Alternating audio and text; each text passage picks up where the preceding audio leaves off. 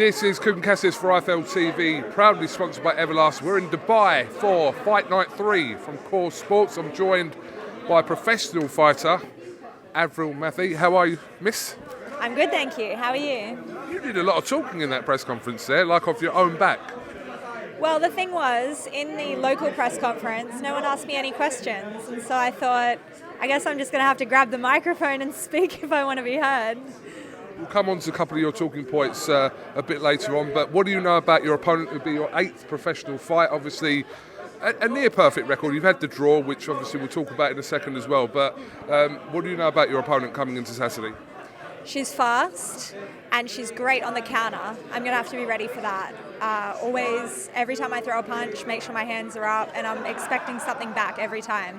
So it's going to be a good challenge for me because my last fight that I had was my first one back in a year and a half after time off with Corona. I had a broken ankle, and then coming back, I was pretty impressed with my performance, but I did make a lot of mistakes that I've been working on fixing.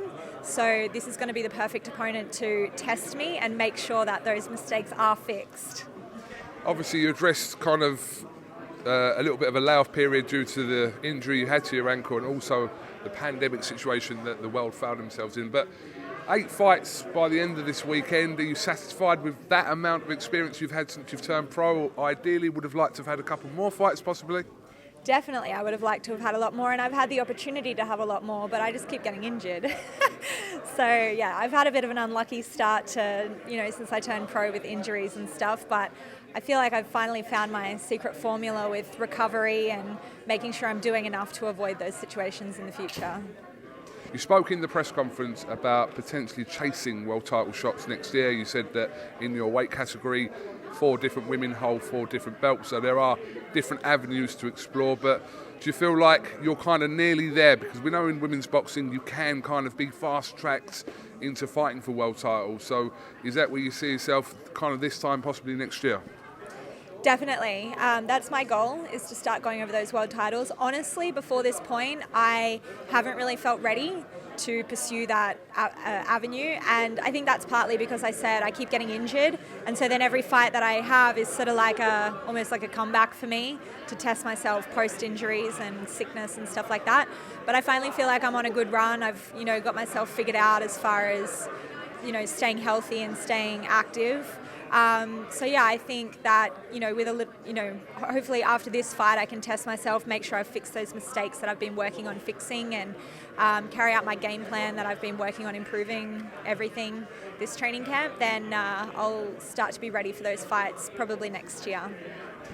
Obviously, people at home, you talk about the 4 girls that hold the belts, but the girl that holds the WBA belt is Shannon Courtenay, who won that belt by beating is it countrywoman? Is that the right way to explain Ebanie Bridges? A countrywoman? You'd say a countryman, but countrywoman, Ebanie Bridges.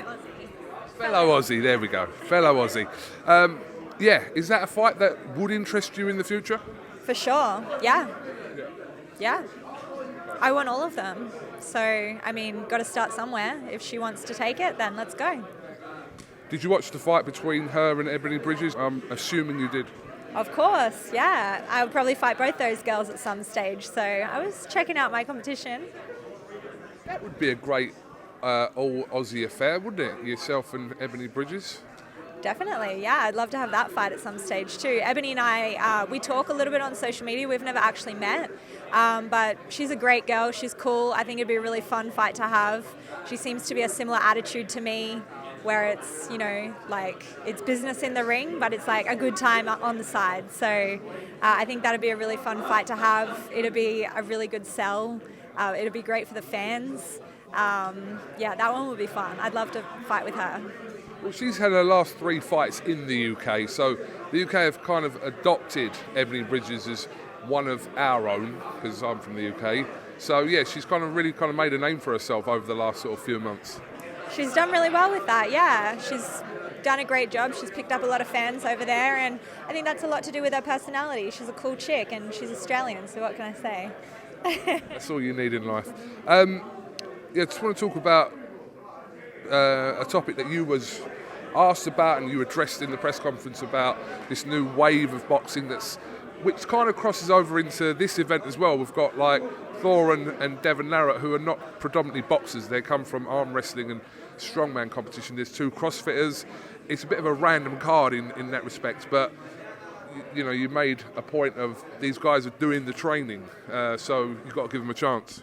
Of course, yeah, like everybody's got to start somewhere, you know, and it's because of their achievements, whether in life or in sports, you know, whether you're talking about the YouTubers or you're talking about other athletes coming from other sports, they've created these opportunities for themselves that when they have their first, second, third fights, they're already making a lot of money from it because they have people that want to watch them. Like when I had my first fight, no one cared except my friends and family to watch me because I hadn't created that opportunity for myself to draw those eyes yet. So you can't blame them for, you know, being on this big stage immediately from the start because people want to watch them have their first fights, and that's amazing, and that brings more eyes to our sport. I think a lot of people, like I said in the press conference, a lot of people think that they could just step into a boxing ring and have a fight and anybody could just fight, but these guys are actually training hard and they're athletes from other sports, like, so they have a bit of a, whether it's a mental edge if not physical, you know, depending on what sport they've come from, and you know, you're going to see their level, and you know, they've got to start somewhere. They're not going to be like world champion level straight away, but it's cool to see the journey and the progression and understand that, oh wow, like they're at that level, and it gives more of an appreciation for, you know, fighters that have been fighting for so many years, and it also gives more opportunities to fighters that have been fighting forever that may not be known or have any popularity, but they're an amazing fighter. Now they get an opportunity to be on an undercard of a show like this because of these big guys. There's so many eyes on the fight and the sport that may not have been here before. So it can only grow, you know, their and my and, you know, professional boxers' fan bases as well. You know, if you put on a good performance, people are going to be impressed by that when they compare you to these guys that have only had 1 or 2 fights. It's really, you're going to shine. I think you said something really, your kind of closing line of that press conference. You said that your first fight, you made nothing. These guys are making millions in their first fights. Good luck to them. Of course, yeah. I mean, they earned it because of what they put in outside of boxing before they came into boxing. And it's not like they're just, I mean, Devon's turning up a 4 weeks experience, but he's put his all in that 4 weeks, and that's not his fault. He, you know, just got an opportunity last minute. But a lot of these guys have been training, putting their lives on the line, making the sacrifices of a real boxer. Yes, they don't have years of experience, but, you know, because of what they've done in their life prior to this, that's what gives them the opportunities. So I think, you know, that's awesome. Good. Well done to them. Like, what a success. And I think anyone who doesn't agree with that is maybe a little bit jealous.